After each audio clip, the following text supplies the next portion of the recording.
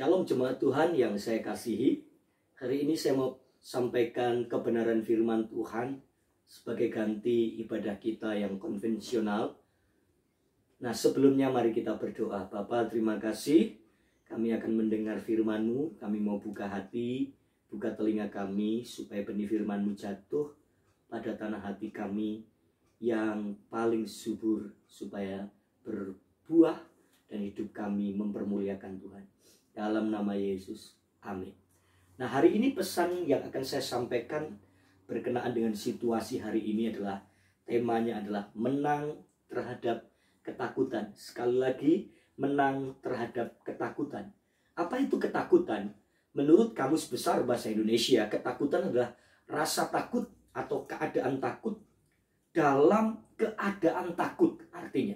Nah, dengan munculnya virus corona ini, banyak sekali orang mengalami ketakutan.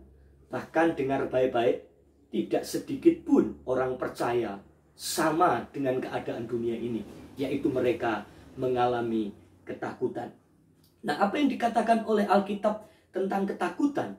Saya mencoba membaca kitab Ayub pasal yang ke-3 ayat yang ke-25. Ini peringatan buat kita sekaligus teguran. Alkitab mencatat begini, karena yang kutakutkan, sekali lagi, karena yang kutakutkan, itulah yang menimpa aku. Nah, saudara yang kekasih dalam Tuhan, ketakutan itu yang menimpa aku, itu kata Ayub. Jadi, buat apa kita takut? Karena rasa takut itu, ketakutan itu yang pada akhirnya akan mendatangi hidup saya dan saudara. Nah, apa yang Alkitab lain, di kitab-kitab lain yang Tuhan mengatakan tentang hal yang sama, ketakutan. Dalam 2 Timotius pasal 1 ayat 7, 2 Timotius pasal 1 ayat yang ke-7, saya mencoba membaca buat saudara. 2 Timotius pasal 1 ayatnya yang ke-7, dia berkata begini. Pas 2 Timotius pasal 1 ayat yang ke-7, Alkitab berkata begini, Bapak Ibu, sebab Allah memberikan kepada kita bukan roh ketakutan, melainkan roh yang membangkitkan kekuatan, kasih, dan ketertiban. Ini adalah sebuah kebenaran yang nyata bahwa Allah tidak pernah memberikan ketakutan dalam hidup kita. Bahwa roh ketakutan bukan berasal dari Tuhan. Ingat sekali lagi bahwa ketakutan bukan perasaan. Ketakutan itu roh. Kalau roh itu bisa menyerang siapa saja, termasuk di dalamnya orang percaya.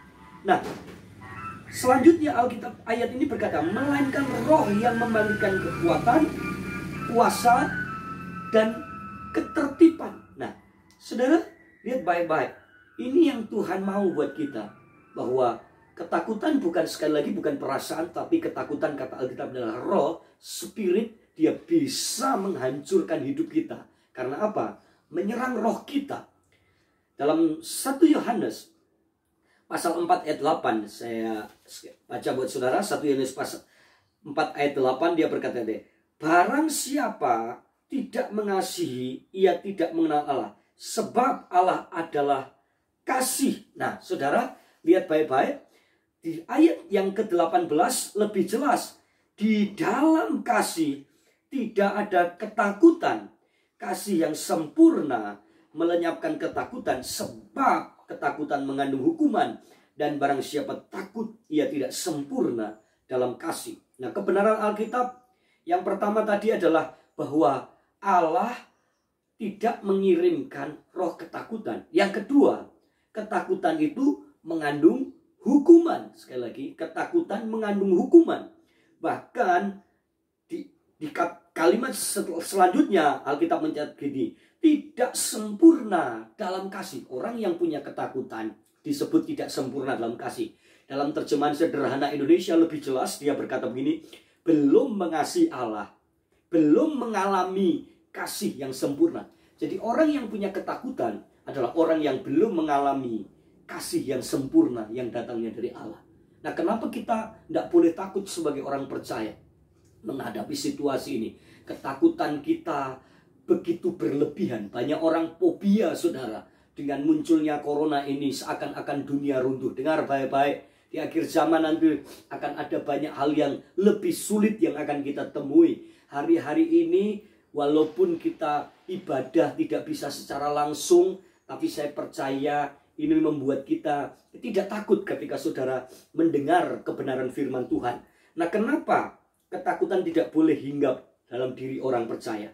Yang pertama saya mau baca buat saudara. Ada satu lagu lama yang berkata begini saudara. Dalam Yesaya pasal 41 ayat yang ke-10. Ku tidak takut, sebab kau besertaku.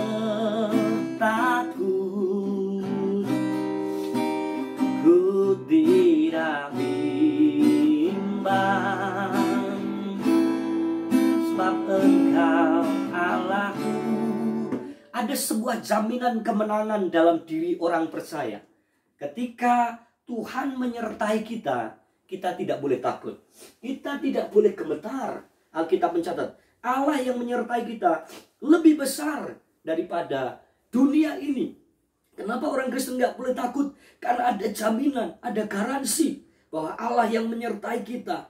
Karena Allah yang menyertai kita, Allah Immanuel. Dalam Matius pasal 1 ayat 23, dia disebut Allah Immanuel, Allah yang ada di dalam kita, yang senantiasa manunggal di dalam hidup kita. Nah, sampai kapan Allah menyertai kita? Matius 28 ayat 20, sampai kesudahan zaman, sampai akhir zaman, Tuhan menyertai kita. Jadi kalau ada jaminan sampai Tuhan menyertai kita sampai kesudahan zaman, kenapa sebagai orang percaya takut? Nah, mari kita berdoa dan belajar supaya kita tidak mengalami ketakutan di masa-masa krisis, tapi justru kita semakin hari semakin mengandalkan Tuhan. Tuhan Yesus memberkati kita semua.